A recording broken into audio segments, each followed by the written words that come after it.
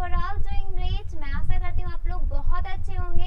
So welcome to this class. आप सभी लोगों का इस क्लास में स्वागत है। इस डे 7 की क्लास में आप सभी लोगों का स्वागत है, जहाँ पे आज हम लोग सीखने वाले हैं बहुत ही स्पेशल स्ट्रक्चर, बहुत ही यूजफुल स्ट्रक्चर। और आज ये डे 7 है, as you know very well, day 7।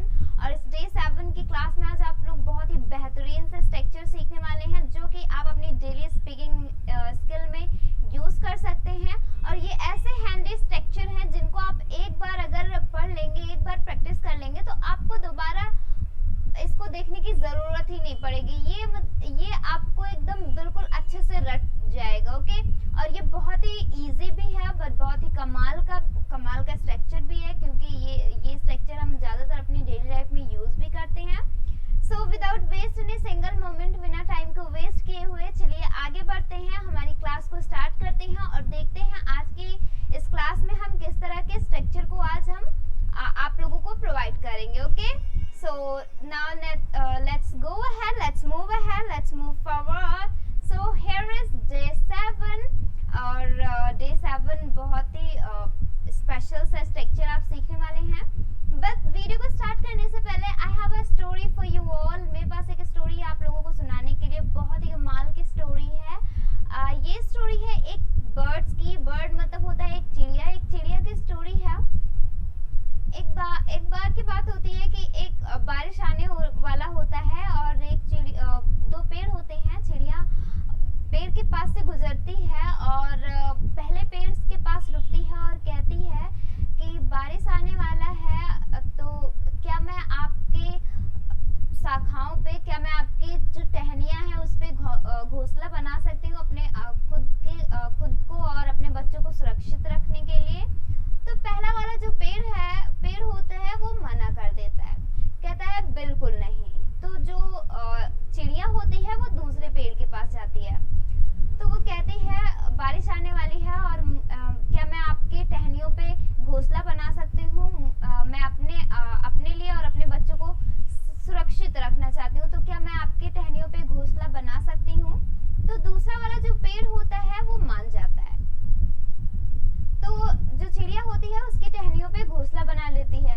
फिर बारिश होती है, बहुत ज्यादा बारिश होते ही तूफान आता है। जो पहला वाला पेड़ था जिसने मना किया था, तो वो टूटकर पानी में बह रहा होता है। तो चिड़िया जब देखती है, कहती है कि एक टाइम था जब मैंने आपसे कहा था कि क्या मैं आपकी टहनियों पे घोंसला बना लूं, तो आपने मना कर दिया था। आज आप देखिए, आपके इसी रूखे व्यवहार की वजह से आप आज किसी काम के नहीं हैं, आप टूट कर बह रहे हैं। तो जो पहला वाला पेड़ होता है, जो बह रहा होता है, जो जिसने मना किया था, वो कहता है कि मैं जानता था कि मेरी जो जड़ें हैं वो कमजोर हैं। जब मैं खुद की रक्षा नहीं कर सकता, तो मैं तुम्हारी और तुम्हारे बच्चों की कैसे करता। इस वजह से मैंने तुम्हें मना किया था अपनी टहनियों पे घोंसला बनाने के लिए। अगर मैं तुम्हें कह देता बनाने के लिए, तो आज तुम भी मेरी तरह बह रही होती। ओके, तो इसका the moral of this story, इस स्टोरी का मोरल ये है, इस स्टोरी से सीख ये मिलती है कि कभी कभार जो इंसान होता है वो रूड बिहेव करता है, ताकि हमारा उससे क्या हो, हमारा फायदा हो, मतलब हमारा कोई नुकसान ना हो। हमेशा ऐसा नहीं होता कि अगर कोई आपको बहुत ज्यादा रूडली बिहेव करके या फिर कुछ कह दिया हो, तो उसका मतलब वो गलत ही होता है, कभी भी नहीं होता है। जैसे हमारे पेरेंट्स होते हैं, जब हमें कुछ गलत कह देते हैं, तो इसका मतलब ये नहीं कि वो हमसे प्यार नहीं करते या फिर मतलब कि उन्होंने गलत कहा है, मतलब उन्होंने हमारे क्या किया है, हमारे भले के लिए ही ये चीजें की हैं। तो कभी भी इंसान को ऐसा जज मत करिए, मतलब ऊपर से जज मत करिए कि हाँ ये इंसान इस तरह से हो सकता है। Always you have to know that what is the reason of it and how much he is good. Okay, वो कितना अच्छा है, या फिर सबसे पहले इसको फाइंड आउट करिए, फिर उसके बाद किसी रिजल्ट पे आइए। ओके, तो कभी भी किसी के रूखे व्यवहार को हमेशा गलत मत समझिए। Okay, this is the moral of this story. So इसी स्टोरी के साथ चलिए बढ़ते हैं हमारी क्लास की ओर एंड देखते हैं आज का हमारा स्ट्रक्चर।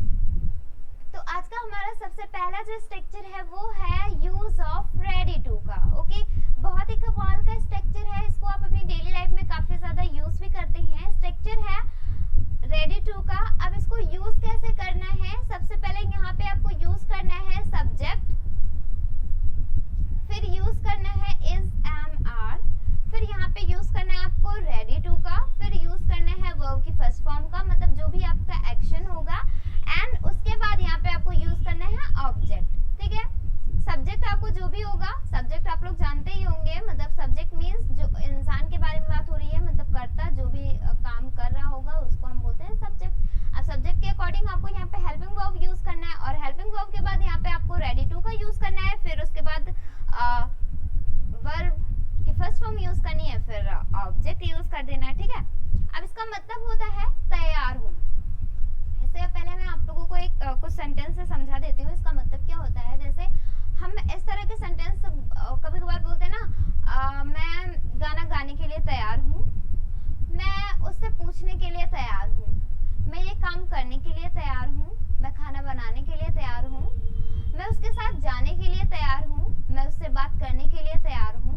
तो जब भी हम इस तरह की बातें करते हैं कि मैं किसी चीज के लिए क्या हूँ, तैयार हूँ, तो वहां पे हम यूज करते हैं रेडी टू का यूज करते हैं। किसका यूज करते हैं? रेडी टू का यूज करते हैं। अब चलिए आगे बढ़ते हैं और लेते हैं कुछ एग्जाम्पल इससे रिलेटेड, ताकि आपको ये अच्छे से समझ में आ जाए। तो आज का हमारा पहला एग्जाम्पल है, वो है मैं अंग्रेजी बोलने के लिए तैयार हूँ। मैं अंग्रेजी बोलने के लिए तैयार हूँ। तो कैसे इसको यूज करेंगे हम? I am ready to speak English. I am ready to speak English. मैं अंग्रेजी बोलने के लिए तैयार हूँ। पहले के जमाने में जब राजा महाराजा होते थे, जब बैटल फील्ड में जाते थे वो लोग, तो अपने सैनिकों से कहते नहीं थे क्या आप लोग इस युद्ध के लिए तैयार हैं? तो वो लोग कहते नहीं थे हाँ हम इस युद्ध के लिए तैयार हैं। ओके, तो वहाँ पे आप इसको एज ए यूज कर सकते हैं जब भी आप कोई भी सेंटेंस यूज करेंगे कि मैं तैयार हूँ। अगला एग्जाम्पल देखते हैं, वह बोलने के लिए तैयार है। वह बोलने के लिए तैयार है। हमारा पहला जो एग्जाम्पल है, मैं अंग्रेजी बोलने के लिए तैयार हूँ, तो इसमें हमारा सब्जेक्ट है मैं। कौन अंग्रेजी बोलने के लिए तैयार है? मैं अंग्रेजी बोलने के लिए तैयार हूँ। तो मैं की इंग्लिश होती है आई के साथ हम यूज करते हैं एम का, आई एम। फिर उसके बाद हम यूज करेंगे रेडी टू का, हमने यूज किया रेडी टू का। अब काम क्या हो रहा है? वर्ब क्या हो रहा है? बोलने का। तो बोलने की इंग्लिश होती है स्पीक। अब क्या बोलने की बात हो रही है? अंग्रेजी बोलने की बात हो रही है, तो अंग्रेजी बोलो तो English. I am ready to speak English. अगला हमारा एग्जाम्पल है, he is ready to speak English. वह बोलने के लिए तैयार है। कौन बोलने के लिए तैयार है? वह बोलने के लिए तैयार है। तो वह की इंग्लिश होती है ही हमारा सिंगुलर होता है, इसलिए हम यहाँ पे लगाएंगे is. He is ready to. Okay, ready to. He is ready to speak. He is ready to speak, मतलब वह बोलने के लिए क्या है? तैयार है। ठीक है, अगला एग्जाम्पल की ओर बढ़ते हैं। अगला लेते हैं कुछ और एग्जाम्पल, ताकि आपको ये और अच्छे से समझ में आ जाए। अगला हमारा एग्जाम्पल है, मैं गाना गाने के लिए तैयार हूँ। मैं गाना गाने के लिए तैयार हूँ। इसको कैसे इंग्लिश में बोलेंगे? I am ready to sing song. I am ready to sing song. मैं गाना गाने के लिए क्या हूँ? तैयार हूँ। ओके, मैं गाना गाने के लिए तैयार हूँ। I am ready to sing song. Suppose that कहीं पे आपके फ्रेंड्स का परफॉर्मेंस हो और किसी कारणवश वो ना गा सके, और फिर उसके बाद लोगों ने आपको सजेस्ट किया कि उसकी जगह पे आप गा दीजिए, तो आपने कहा ओके मैं उसकी जगह पे गाना गाने के लिए तैयार हूँ, मतलब मैं गाना गाने के लिए तैयार हूँ। I am ready to sing a song. I am ready to sing a song. Okay, अगला है, वह लखनऊ जाने के लिए तैयार है। सॉरी, मैं लखनऊ जाने के लिए तैयार हूँ। मैं लखनऊ जाने के लिए तैयार हूँ। कैसे इंग्लिश में बोलेंगे? I am ready to go to Lucknow. I am ready to go to Lucknow. मैं लखनऊ जाने के लिए क्या हूँ? तैयार हूँ। I am ready to go to Lucknow. अगला हमारा एग्जाम्पल है, वह स्कूल जाने के लिए तैयार है। वह स्कूल जाने के लिए तैयार है। तो कैसे इसको इंग्लिश में बोलेंगे? He is ready to go to school. He is ready to go to school. वह स्कूल जाने के लिए तैयार है। अब इससे रिलेटेड आप अपनी डेली लाइफ में जितने भी सेंटेंस बोलते हैं उसको इंग्लिश में क्रिएट करके और अच्छे से इंग्लिश में आप इसको स्पीक कर सकते हैं, लोगों से बात कर सकते हैं इस तरह से। Okay, I hope you got it. So now the next is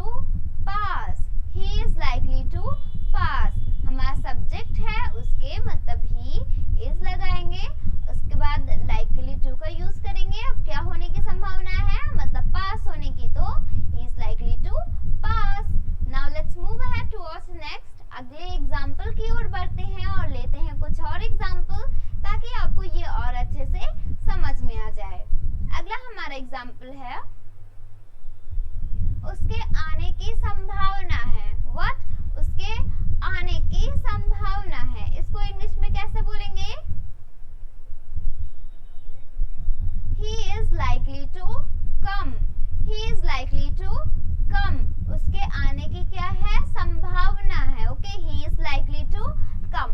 okay, अब इससे रिलेटेड आप ढेर सारे सेंटेंस को क्रिएट कर सकते हैं. Okay, one of the things that I would like to tell you to all that you should practice. Okay, whatever I am telling to you, you should practice about that so that you can improve your English speaking skill. Okay, but the thing is that at first you have to practice. Okay, so I hope you got it. So now the next is, अगला हमारा example है, ओले पड़ने की संभावना है.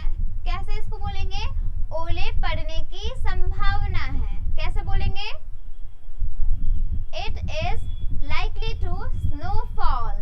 It is likely to snowfall. मतलब ओले पड़ने की संभावना है. It is likely to snowfall.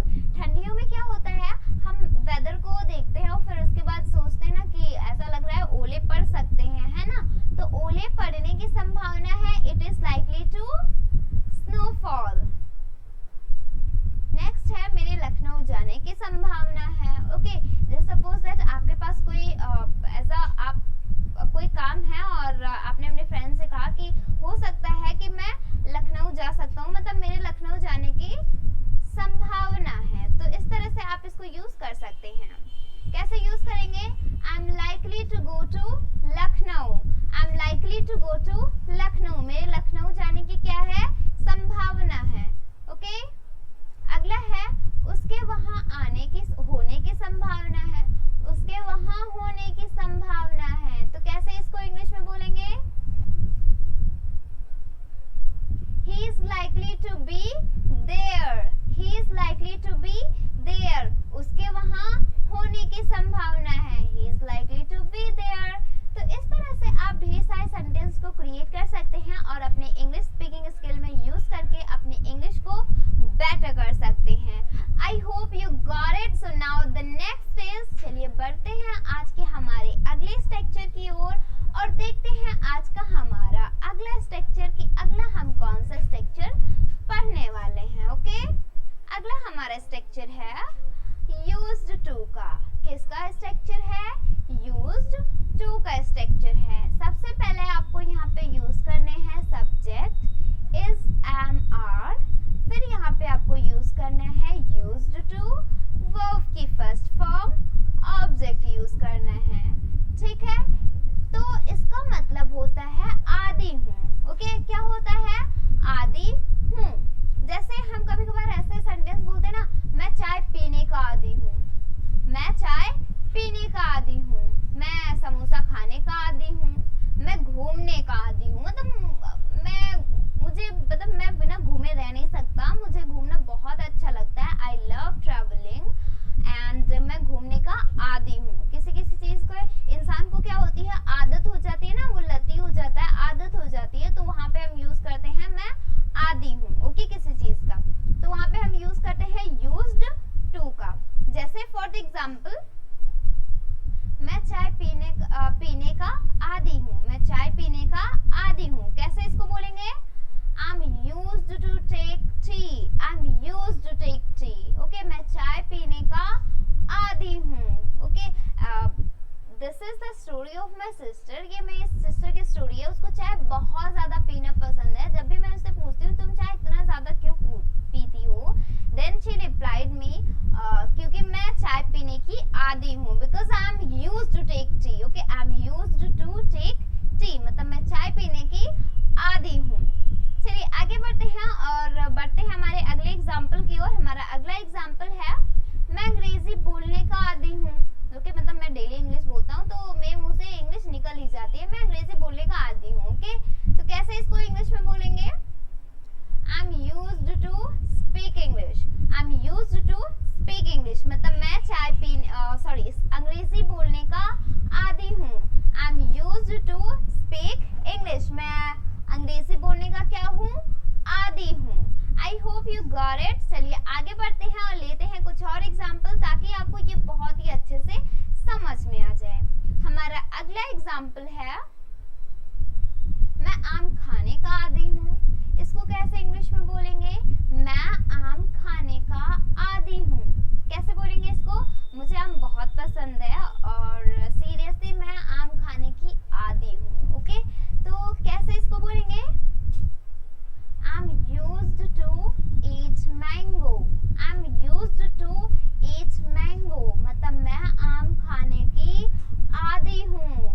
आम बहुत पसंद है और मैं आम खाने की आदी हूँ। तो यहाँ पे आप इसको यूज कर सकते हैं। अगला हमारा एग्जाम्पल है मैं घूमने का आदी हूँ। बहुत सारे लोगों को घूमना पसंद है। I also like, I love travelling as well. तो आप ऐसा यूज कर सकते हैं, मुझे घूमना बहुत पसंद है और मैं घूमने का आदी हूँ। तो कैसे इसको इंग्लिश में बोलेंगे? I am used to wonder. I am used to wonder. अब देखिए वंडर वहाँ पे यूज करेंगे जैसे आप अपने एरिया में घूम रहे हैं, मतलब घर से बाहर निकल रहे हैं, आप इधर उधर घूम रहे हैं, तो वहाँ के लिए हम वंडर का यूज करते हैं। और कहीं पे जब हम विजिट वहाँ पे करेंगे, जैसे हम एक स्थान से कहीं और पे जाते हैं तो वहाँ पे विजिट करते हैं। ट्रेवल वहाँ पे यूज करेंगे जैसे जब हम यात्रा करने के लिए जाते हैं। वॉक वहाँ पे करेंगे, वॉक वहाँ पे यूज करेंगे जहाँ पे हम बाई फीट थोड़ी दूर तक जाते हैं, जैसे वॉक मॉर्निंग वॉक हो गया, तो वहाँ पे हम यूज करते हैं वॉक का। ओके, तो यहाँ पे आप वंडर सिंपली यूज कर सकते हैं। Okay, I am used to wonder. Okay, अगला हमारा एग्जाम्पल है मैं खेलने का आदी हूँ। मैं खेलने का आदी हूँ। कैसे इसको इंग्लिश में बोलेंगे? I am used to play. I am used to play. मैं खेलने का आदी हूँ। तो ये रहे आज के हमारे 3 स्ट्रक्चर जो कि काफी ज्यादा लर्नेबल है। ओके, और आगे बढ़ते हैं अगले स्ट्रक्चर की ओर और देखते हैं आज का हमारा अगला स्ट्रक्चर जो आज हम लोग पढ़ने वाले हैं। बहुत ही कमाल का स्ट्रक्चर वो भी है। और हमारा स्ट्रक्चर है अगला अबाउट टू का। बहुत ही कमाल का स्ट्रक्चर है। इससे रिलेटेड सेंटेंस आप अपनी डेली लाइफ में काफी ज्यादा यूज करते हैं। सबसे पहले मैं आपको स्ट्रक्चर समझा देती हूँ, फिर उसके बाद मैं आपको एग्जाम्पल प्रोवाइड करूंगी। सबसे पहले आपको सब्जेक्ट यूज करना है जैसे आप बाकी सारे स्ट्रक्चर में यूज करते आ रहे हैं। Subject is am are, likely to, used to, okay, ready to. ऐसे इसमें भी करना है सेम एज कि सिर्फ यहाँ पे आपको अबाउट टू यूज कर देना है। क्या यूज कर देना है? अबाउट टू का यूज कर देना है। अब देखिए सबसे पहले यहाँ पे आप यूज करेंगे सब्जेक्ट का, फिर इज एम आर का। According to the subject you have to use here is am are and here after you have to use about to. उसके बाद आपको अबाउट टू का यूज करना है एंड उसके बाद यहाँ पे आपको यूज करना है वर्ब की फर्स्ट फॉर्म का यूज करना है। ओके, आपका जो एक्शन होगा उसका फर्स्ट फॉर्म यूज करना है, फिर ऑब्जेक्ट यहाँ पे यूज करना है आपको। ओके, इसका मतलब होता है वाला हूँ। जैसे मैं कोई काम करने वाला हूँ, जैसे मैं अंग्रेजी सीखने वाला हूँ, मैं उससे मिलने वाला हूँ, मैं फोन खरीदने वाला हूँ, मैं कैमरा खरीदने वाला हूँ, मैं उससे मिलने जाने वाला हूँ। ओके, तो जब भी हम बात करते हैं कोई काम वाला हूँ, मैं ये काम करने वाला हूँ, तो वहाँ पे हम यूज करते हैं अबाउट टू का। ओके, किसका यूज करते हैं? अबाउट टू का। ओके, चलिए बढ़ते हैं एग्जाम्पल्स की ओर एंड लेते हैं कुछ एग्जाम्पल। आई होप मेरे एग्जाम्पल से आप लोगों ने समझ ही लिया होगा कि इसको कैसे, मतलब किस तरह के सेंटेंस इससे रिलेटेड बोले जाते हैं। करने वाला हूँ कोई काम, ठीक है। अब चलिए लेते हैं कुछ एग्जाम्पल। जैसे पहला एग्जाम्पल है रोहन घर आने वाला है। ओके, रोहन घर आने वाला है। सपोज दैट आपका कोई फ्रेंड हो रोहन, मतलब कोई भी नाम ले सकते हैं। ओके, और उसके आने से आप बहुत खुश हैं और किसी ने पूछा आपके खुशी का राज क्या है, what is the secret of your smile और योर हैप्पीनेस। तो आपने कहा क्योंकि रोहन घर आने वाला है। आप अपने भाई को मान सकते हैं, जैसे my brother is living in Delhi. Okay, मेरे भैया जो है दिल्ली में रह रहे हैं, तो जब भी वो आते हैं तो मैं बहुत ज़्यादा बेसब्री से इंतज़ार करती हूँ और फिर उसके बाद जब कोई पूछता है मुझसे तो मैं उनको बताती हूँ कि मेरे भैया आने वाले हैं। That's why I am so happy. Okay, तो आप भी यहाँ पे इस तरह से यूज़ कर सकते हैं कि जैसे कोई दूर से आ रहा हो और आप बहुत ज़्यादा बेसब्री से इंतज़ार कर रहे हो, तो आप इसको यूज़ कर सकते हैं कि रोहन आने वाला है, मेरा भाई आने वाला है। ओके, तो इस तरह से okay casually you can use here. अब इसको कैसे यूज़ करेंगे? Rohan is about to come home. Rohan is about to come home. Rohan घर आने वाला है। अगला एग्जाम्पल है वह फोन खरीदने वाला है। ओके, वह फोन खरीदने वाला है। सपोज दैट आपको कोई फ्रेंड है जो नया फोन खरीदने वाला हो। ओके, और आपसे कहा कि कल मैं फोन खरीदूंगा। ओके, तो आपने अपने दूसरे फ्रेंड से जिक्र किया, वो तो फोन खरीदने वाला है। ओके, वह फोन खरीदने वाला है, वो नया फोन खरीदने वाला है। कैसे इंग्लिश में बोलेंगे इसको? about to purchase the phone. He is about to purchase the phone. वह फोन खरीदने वाला है. He is about to purchase the phone. अब ढेर सारे सेंटेंस को इससे रिलेटेड आप क्रिएट करके अपने इंग्लिश में स्पीक कर सकते, अपनी इंग्लिश में यूज करके इंग्लिश को बेटर कर सकते हैं. ओके, आगे बढ़ते हैं, लेते हैं कुछ और examples for knowing it well. और हमारा अगला एग्जांपल है, वह दुकान खोलने वाला है. ओके, सपोज दैट आपके फ्रेंड्स ने आपसे कहा कि मेरा मन कर रहा है कि मैं एक दुकान खोलूं, तो आपने जिक्र किया अपने फ्रेंड से कि रोहन तो कह रहा है वह एक दुकान खोलने वाला है. तो कैसे इसको बोलेंगे, वह एक दुकान खोलने वाला है? He is about to open a shop. He is about to open a shop. मतलब वो एक शॉप खोलने वाला है, वो एक दुकान खोलने वाला है. He is about to open a shop. Okay? I hope you got it. Now the next is, अगला हमारा एग्जाम्पल है, वह डांस करने वाला है.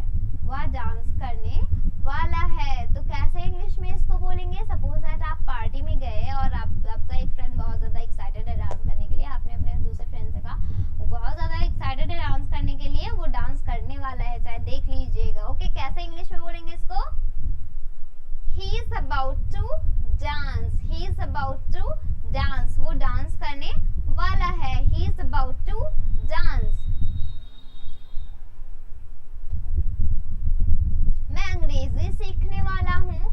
मैं अंग्रेजी सीखने वाला हूँ. कैसे इंग्लिश में बोलेंगे इसको? I'm about to learn English. I'm about to learn English. मैं अंग्रेजी सीखने वाला हूँ. I'm about to learn English. अब ढेर सारे सेंटेंस को इससे रिलेटेड आप क्रिएट कर सकते हैं. ओके, अब जितने भी सेंटेंस आप इससे रिलेटेड स्पीक करते हैं अपनी इंग्लिश अपनी डेली लाइफ में, now you have to start speaking in English. Okay, now let's move ahead. Okay, आगे बढ़ते हैं और देखते हैं आज का हमारा अगला स्ट्रक्चर जो आज हम लोग पढ़ने वाले हैं, और बहुत ही कमाल का स्ट्रक्चर अगला है. अगला हमारा स्ट्रक्चर है सॉरी टू का. देखिए, बेसिकली यहाँ पे आप आई एम का यूज कर सकते हैं, क्योंकि हम क्या बात करेंगे, खुद के लिए ही बात करते हैं. तो यहाँ पे हम मतलब स्पेशली हम आई एम का यूज करेंगे. But still you have to use here, if you want then you can use here subject is am, and after that you have to say sorry to, and hereafter you have to use here the first form of verb and object का यहाँ पे use करना है. ठीक है, इसका मतलब होता है माफ करना. ओके, जैसे देर से आने के लिए मुझे माफ करना, आपसे बहस करने के लिए मुझे माफ करना, यहाँ पर बैठने के लिए मुझे माफ करना. तो जब भी हम बात करते हैं मुझे कोई काम करने के लिए माफ करना, जैसे आप सपोज दैट कोई गलत काम कर देते हैं, तो आप बोलते हैं ना मुझे ये काम करने के लिए माफ करना. तो जब भी हम माफ करने वाला सेंटेंस बोलते हैं तो वहाँ पे हम यूज करते हैं सॉरी टू का यूज करते हैं. किसका यूज करते हैं? सॉरी टू का यूज करते हैं. जैसे फॉर द एग्जाम्पल, यहाँ पे एक एग्जाम्पल है, मुझे झूठ बोलने के लिए माफ करना. मुझे झूठ बोलने के लिए माफ करना. कैसे इसको इंग्लिश में बोलेंगे? I'm sorry to tell a lie. I'm sorry to tell a lie. मुझे झूठ बोलने के लिए माफ करना.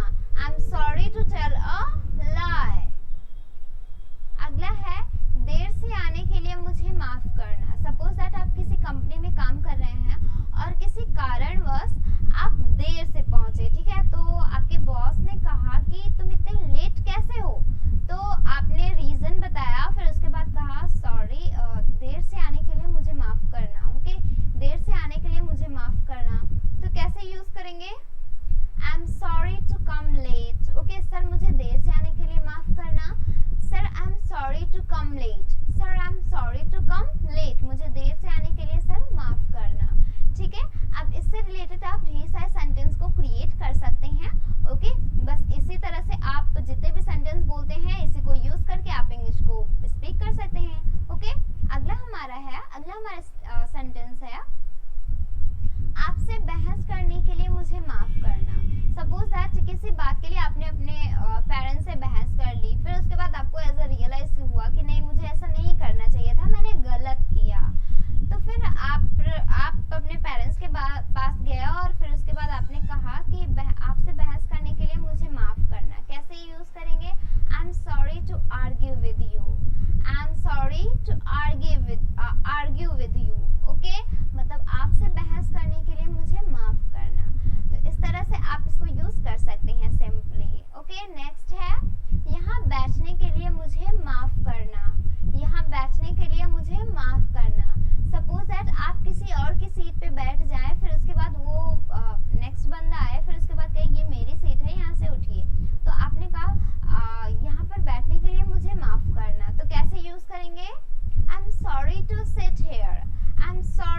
सिट हियर, मुझे यहाँ बैठने के लिए माफ करना। ओके, अगला एग्जाम्पल है फोन चलाने के लिए मुझे माफ करना। फोन चलाने के लिए मुझे माफ करना। सपोज दैट आपने अपने फ्रेंड का फोन बिना पूछे ले लिया। वैसे भी फ्रेंड्स में तो बिना पूछे ही ले लेते हैं, बट स्टिल अगर ले लिया और आपके फ्रेंड ने कहा आपने मुझसे पूछा नहीं, तो आपने कहा